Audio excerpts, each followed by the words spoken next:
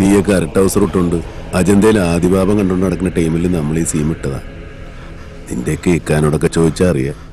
എന്തേ ഉള്ളാമുട്ടുണ്ടാ? മര്യാദക്ക് പറഞ്ഞോ, ഇല്ലെങ്കിൽ നിന്റെ സെല്ലുലോയിഡ് ഞാൻ അടിച്ചു പൊട്ടിക്കും.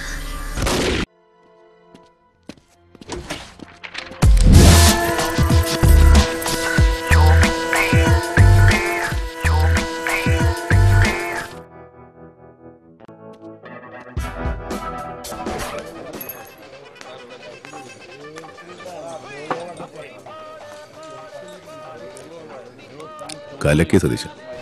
താങ്ക്സ്.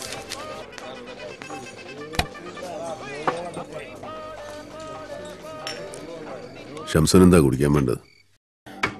പെറ്റ ഉമ്മച്ചിയാണേക്കാ. ഞാൻ പണ്ടത്തെ പോലെ അല്ല, ഭയങ്കര ഡീസന്റ് ആയി. പകല് റമ്മ് മാത്രം കഴിക്കുള്ളൂ, ഇരുട്ടായി കഴിഞ്ഞാ പിന്നെ റമ്മ് മാത്രം കഴിക്കുള്ളൂ.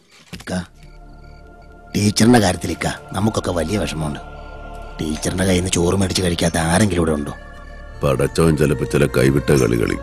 അങ്ങനെ അല്ലിക്ക പിള്ളേരൊക്കെ പറയണത്. പള്ളിയുടെ അവിടെ വർക്ക്ഷോപ്പ് നടത്തുന്ന സേവിയില്ലേ? ഏത് മുന്നേ സേവിയ? അവനിപ്പോ റിട്ടയർഡാ. പകരം അവന്റെ ഒരു അനിയനൊരു ആറാമ്പറപ്പുണ്ട്, ഫെലിക്സ്. അവനും അവന്റെ കമ്പനികളും അറിയാതെ അവിടെ ഒരു പണിയിൽ നടക്കിയിരിക്ക.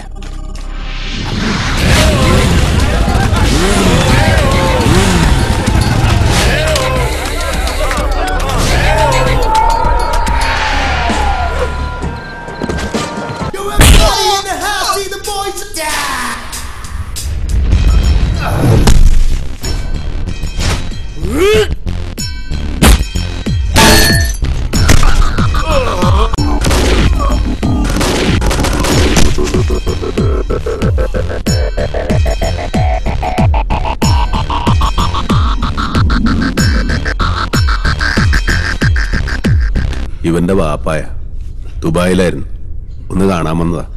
ഇവിടെ ഈ റോട്ടിൽ കിടന്ന ഞങ്ങളുടെ അമ്മ മേരി ജോൺ കുരിശെങ്കിലും മരിച്ചു. നീയൊന്നും അറിയാണ്ട് ഇവിടെ ഒരു പണിയും നടക്കില്ലെന്നറിയാം.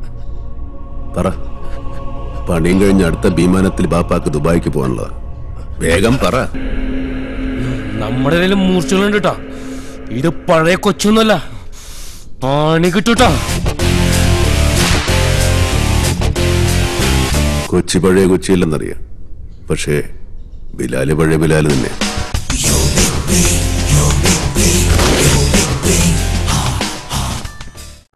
കോളനി കയറി അവനെ പൊക്കുക എന്ന് പറഞ്ഞാൽ ഇച്ചിരി ചടങ്ങ്. കോളനിന്നല്ല, അവന്റെ ഉമ്മാന്റെ ഗർഭപാത്രത്തിൽ നിന്നാണെങ്കിലും പൊക്കിയിരിക്കും.